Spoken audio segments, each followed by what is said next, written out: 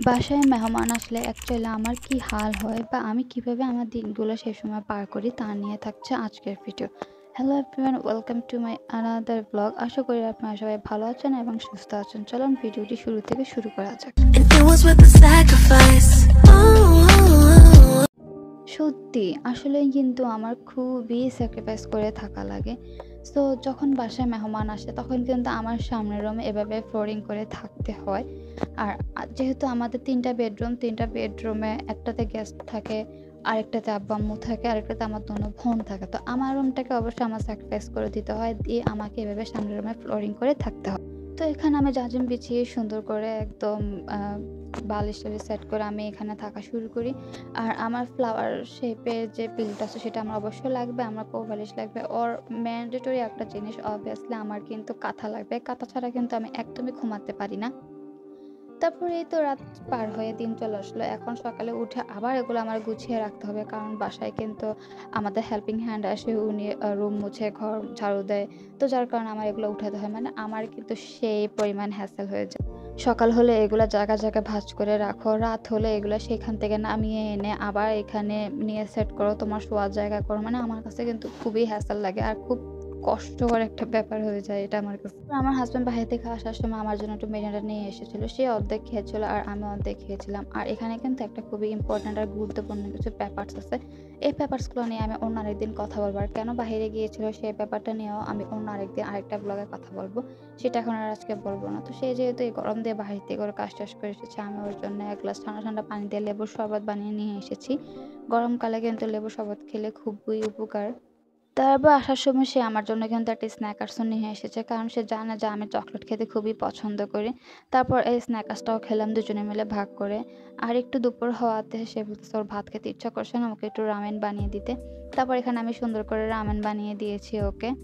তারপরে এটা খেয়ে দিয়ে আমরা বাস বিকালবেলা একটু রেস্ট নিচ্ছিলাম, দুজন মিলে গল্পগুজব করলাম। অ্যান্ড দেন আবার শুরু হয়ে গেল সেই আগের মতো। আমি আমার জায়গাটা আবার সেট করে নিয়েছি।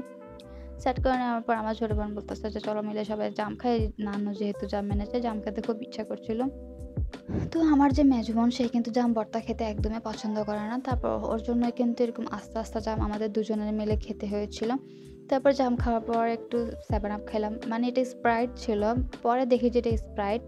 কিন্তু আমি ভাবছিলাম এটা 7 আপ। তাই ফার্স্টে আমি আপনাদেরকে এটা 7 আপ এর কথাই বলছি। তারপর আমার বোন দেখে যে এদিক দিয়ে একটা ব্রেক নিয়ে আসছে। ব্রেকটা কিন্তু অনেক একটা ইন্টারেস্টিং, ভিতরে অন্যরকম। একদম আমাদের দেশি ব্রেকটার মতো না। তারপর এখানে আমি ডেইরি মিল্ক খাচ্ছিলাম। মানে বলতে গেলে কি সেদিন সারাদিন খাওয়ার উপর ছিলাম আর আমরা প্রচুর পরিমাণ চকলেট খাই। আমরা ৩ বোন কিন্তু টাকা জমিয়ে, জমিয়ে এরকম চকলেটই কিনি। আমাদের চকলেট খুবই ভালো লাগে বা বাহির থেকে যদি কেউ আসে বা আমাদেরকে জিজ্ঞেস করে, "কি খাবে?" আমি কিন্তু বলি যে, "চকলেট খাবো, আমাদের জন্য চকলেট নিয়ে এসো।" তারপর এটা হচ্ছে এর পরের দিন আমরা একটু বের হয়েছিলাম। আমাদের কিছু একটা কাজ ছিল, অনেক কিছু কেনাকাটা করার ছিল। যার কারণে আমরা একটু বের হয়েছিলাম। আর বের হলে হয় কি আমাদের দুজনের এটা একটা বদঅভ্যাস হয়ে গিয়েছে। কোথাও বের হলে আমাদের রেস্টুরেন্টে এসে ঢোকা লাগবে। সেটা কারণ হোক, অকারণে হোক, বিনা কারণে হোক মানে ঢোকা লাগবে। এটা একটা বাজে হ্যাবিট হয়ে গিয়েছে। তো যাই হোক এই বাজে হ্যাবিটটাকে কিভাবে বন্ধ করা যায় আপনাদের কাছে পরামর্শ চাচ্ছি। আপনারা অবশ্যই কিন্তু আমাকে পরামর্শ দিয়ে যাবেন। এমনই কুফা ছিল। সেদিন বাসায় গিয়ে দেখেছে কারেন্ট নাই। এখন অন্ধকারে ৬ তলা কিভাবে উঠবো লিফট ছাড়া। তারপর ফোনের ফ্ল্যাশলাইট জ্বালিয়ে অন্ধকারে লিফট ছাড়াই সিঁড়ি দিয়ে বাসায় উঠেছি। বাসায় উঠে ফ্রেশ-ট্রেশ হয়ে আবার নিজের জন্য শোয়ার বেড করলাম।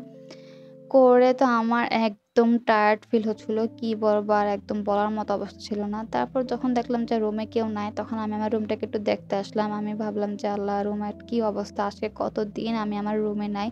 আর আমার রুম দিয়ে কিন্তু খুব সুন্দর করে বাতাস আসে বাইরে, যেটার কারণে পর্দাটা একদম ফুলে আছে।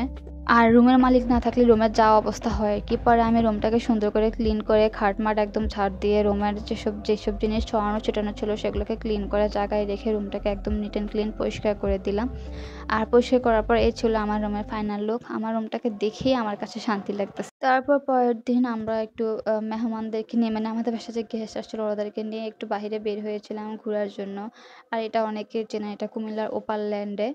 আমরা সবাই মিলে এখানে ঘুরতে এসেছিলাম। দেখো আমার মামাতো ভাইটা মাশাআল্লাহ কি সুন্দর করে তাকিয়ে আছে। ও বুঝতে পারতেছিল যে আমি ওকে ভিডিও করতেছিলাম।